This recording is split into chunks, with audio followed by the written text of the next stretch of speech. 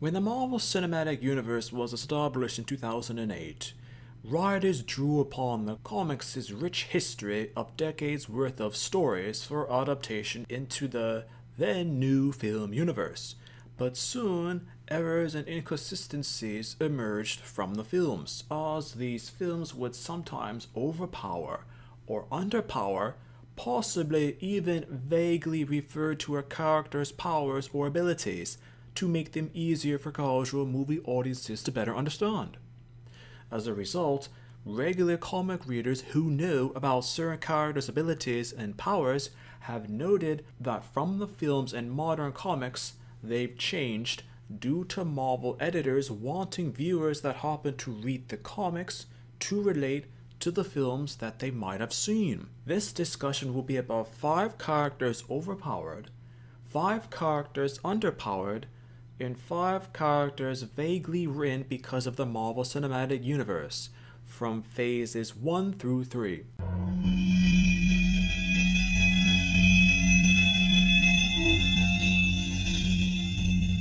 Black Widow. Within older Marvel comic stories featuring the character, Natasha is actually much weaker than her modern counterpart in terms of comics and film. It's to be expected to an extent, because during the films, the Black Widow has had to deal with gods of supernatural power, robotic villains that have ulterior motives, and interdimensional beings seeking to remake the universe. It's important to remember that Natasha is just a special agent with training. Her body and all of her abilities, strengths, and weaknesses to her are all baseline human potential. She has no enhancements. Just the Widow Stinger weapons from her wrists and stick weapons that she occasionally uses. Some have commented that a good example of her being overpowered was during the Chitauri invasion and her being able to attack and defend against alien soldiers who might have had physical enhancements, as it's easy to imagine that they're stronger, faster, and more durable than normal human beings. So Natasha is able to suddenly be at the same level as them, with her faults and limits having no problems fighting against such opponents. They aren't necessarily the same as fighting against other mercenary soldiers, as the argument goes.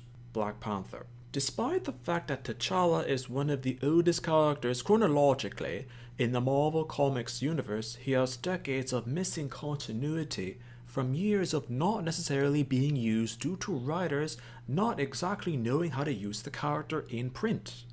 Only in modern times, and most certainly after the Marvel Cinematic Universe was established, did more writers bring in aspects of the character to fill in his powers and abilities, such as how strong or fast is he after consuming the herb that gave him his powers from Wakanda?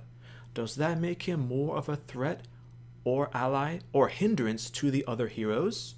What about his vibranium suit? What if the said vibranium came into contact with other enchanted or enhanced metals from the Marvel Universe? How would this affect him? Would it strengthen or weaken him? An example of this was during the fight with Killmonger, whom was wearing the exact same style of Panther's suit. The fight had them nearly even in terms of skill and ability.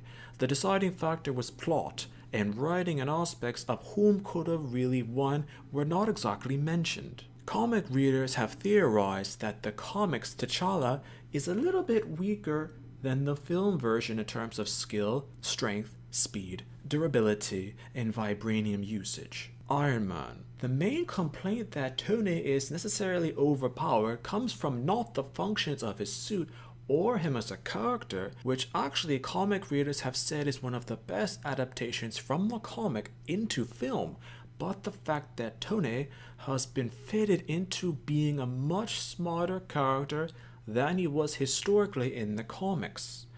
This has to do with the fact that there is no Mr. Fantastic in the Marvel Cinematic Universe for the first 3 phases of its existence, and there needs to be a smart man besides Vision or Bruce Banner in the Avengers. Another complaint is that Tony also filled in the place of a father figure for Peter Parker during the Spider-Man movies, when in the comics that's also another key role that Mr. Fantastic did. Venom. Even before the poorly adapted Venom franchise films, the character and concept of Venom has been strengthened and increased in terms of powers and abilities far more arguably than the original concept of the character. Due to modern casual interest with the character, Venom has even taken on such beings as Thanos in modern comics. Original weaknesses of the symbiote were high temperatures, not exactly fire as it's now known in comics, or intensive sound, sonic vibrations, sonic blasts, even though some of the feats in the films were not exactly within the region of power or ability that Venom might have had originally, as Venom's core abilities were slightly more than that of Spider-Man, just a more psychotic, edgier 1980s interpretation of them, as that was Eddie Brock's original motive of hate and anger towards Peter Parker, and that's how the character was portrayed originally in terms of powers. Wolverine. Originally, Wolverine was one of the best written characters in the X-Men universe, due to him being vague on purpose, as it was very easy, theoretically, to kill him, and at the same time, it was something astonishingly hard to do. Within the comics, his healing factor was one of the best, and one of the first, but it had its limits in terms of what it could heal and what it could not do, such as any impact or damage to the upper chest or heart area could be potentially fatal, as theoretically, in older stories have hinted at, cutting off Logan's head could also instantly kill him.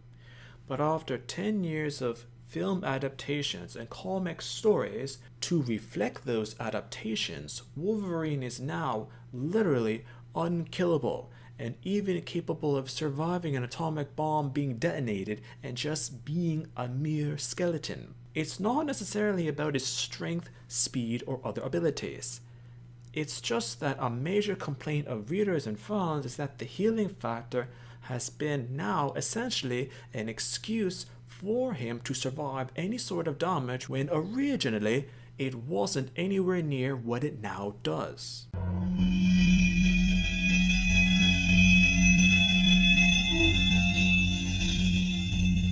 All X-Men characters except for Deadpool and his supporting characters.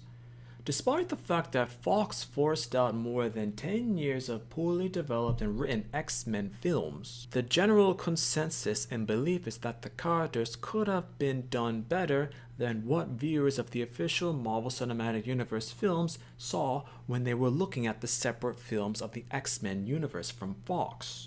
Due to the Deadpool films being the only official technical mutant within the Marvel Cinematic Universe for the first 3 phases, it can be argued that only Deadpool, Colossus, and X-Force in general were put to anything near the powers or abilities or even talents seen from the comics. Thor and Loki. Many have actually said that Thor and Loki have both been poorly adapted. The argument here is that the Thor films were not exactly well received except for Ragnarok. Aspects of Asgardian physiology have gone back and forth, from being regarded and mentioned to being aliens, and that of being Nordic gods.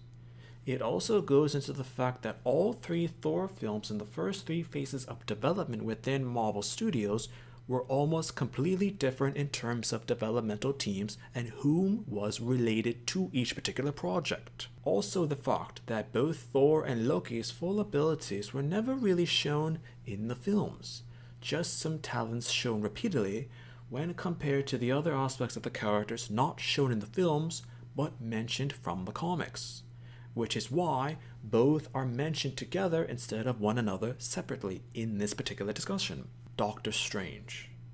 Within the first 3 phases of the Marvel Cinematic Universe, Stephen Strange is shown as being one of the most powerful sorcerers on the planet. But in the comics, he's one of the most powerful in the universe. In all actuality, he is one of the most powerful heroes up until Thanos and the Gauntlet. In terms of the magical spells and abilities that he can do or use, it's actually been watered down to philosophy in using magic whips and basic magic besides the Eye of Agamotto. Within the comics, he is not necessarily bound by the magic whip, and he can do plenty more than that, and has done plenty of things that might never fully be adapted into film out of sheer impossibility of effects and the casual understanding restraints that particular audience groups are willing to endure necessarily to understand during a film. Thanos. During the films with him depicted, casual movie watchers saw a nearly omnipotent foe against the Avengers and their allies. But upon further review of the film, people noticed that Thanos only really used the gauntlet's abilities with a clenched fist.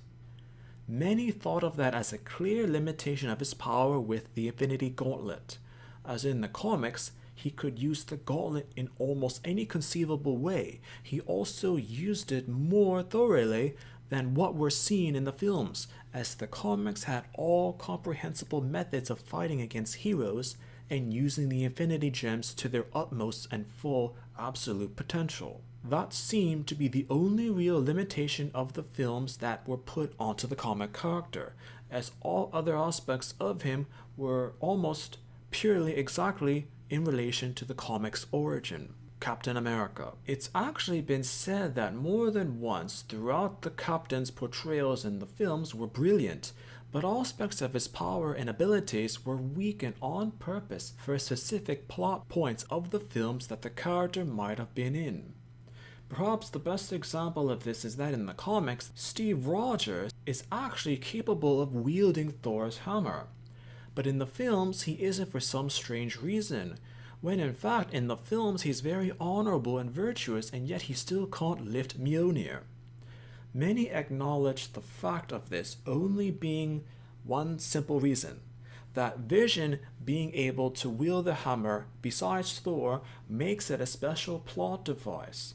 And though it doesn't actually make that much sense, it looks fantastic from what has been seen and shown. It's also been said that the Captain's strength has also been weakened, as within the comics he can do much more than we're seeing in the films that he's been in terms of strength comparison. Holding a helicopter from flying away is an impressive feat, but strength is more than just brute force.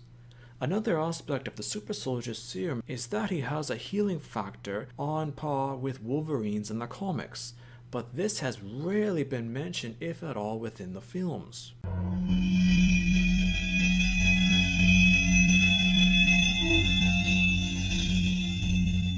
Hawkeye. In terms of the character being portrayed in film, in terms of personality, many have said that the film version is that of something similar to the comic version.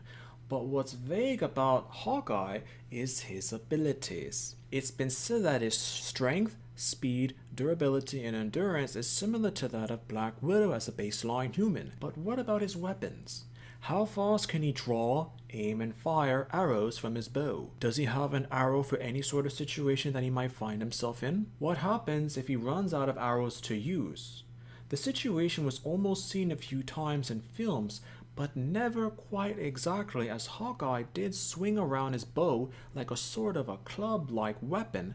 But is that all that he can do without his arrows? Are his weapons just for him, or can someone else use his bow and arrows if needed? The Incredible Hulk. The Hulk's abilities to an extent have been left vague on purpose due to the character's film rights not necessarily or exactly being within Marvel Studios' control. This is why from the first 3 phases of the cinematic universe, the character was important to films but never the main focus. His powers and abilities have always been assumed, but never actually measured or really tested to see their maximum extent if such a feat is possible. How physically strong is the Hulk? How fast or durable is he? From what's been seen, he has a sort of healing factor, but from what damage can he heal back from before being potentially fatal? It's been mentioned that the Hulk has an awareness even when Bruce Banner is controlled and the Hulk is not physically in existence. But what exactly are the details behind that? Are there other beings within the universe that are more physically stronger than the Hulk? Because within the comics, Hulk is the strongest physical being there is. Does this necessarily hold up within the Marvel Cinematic Universe as well? Ant-Man. The character of Ant-Man within the Marvel Cinematic Universe is also different from the comics, As though many have liked the difference between Hank Pym and Scott Lang, the dynamics of the shrinking or growing aspect of the suit dynamics have not been fully explained. Due to this being somewhat very technical, a plot device in the films is to have the suit technology malfunction as it can grow or shrink, yes, but not to the size or extent that Scott might have wanted if needing it for a particular situation. An example is that within the comics, Ant-Man has been seen to grow as high or tall as 100 feet, or necessarily 30 meters, or a little bit taller than that at maximum. But within the movies, it's been said to be around 65 feet, or 90 meters within that range. What about the shrinking or growing technology when applied to inanimate objects or other living creatures? What can safely be done? What cannot be done? Star-Lord. Star-Lord was another character whose abilities or powers were intentionally vague as to what he could do and what could not do. Mentioned later on that he's half celestial. What does that exactly have to do with his powers or anatomy?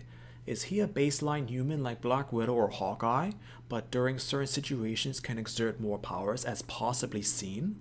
Is he similar to Natasha or Clint, that Peter relies on weapons, mostly in fights or confrontational situations? Due to the situation with Guardians of the Galaxy Volume 3, it's now theorized that some of these more murky aspects of Peter Quill's powers or abilities might never be truly answered, or clarified in explanation that might have been originally intended. Luke Cage. Similar to Black Panther in the fact that the character has existed in print for decades, but not necessarily used by writers due to lack of ideas on how to use the character properly. Modern comics as well as the Netflix television adaptation helped to promote the character, but what about his powers or abilities? Aspects of it were mentioned throughout the series, and even calculations were given, such as it being mentioned that Luke could run roughly at 65 miles an hour, or lift a few tons, or something of a healing factor, but could be pierced by a Judas bullet, as is later in the series, this weakness was necessarily done away with. Could Luke's strength be somewhere near that of Black Panther's? Could he be as fast as Captain America? His true potential was never fully tested, though many assume that it's nowhere near the other heroes or heroines' levels of ability.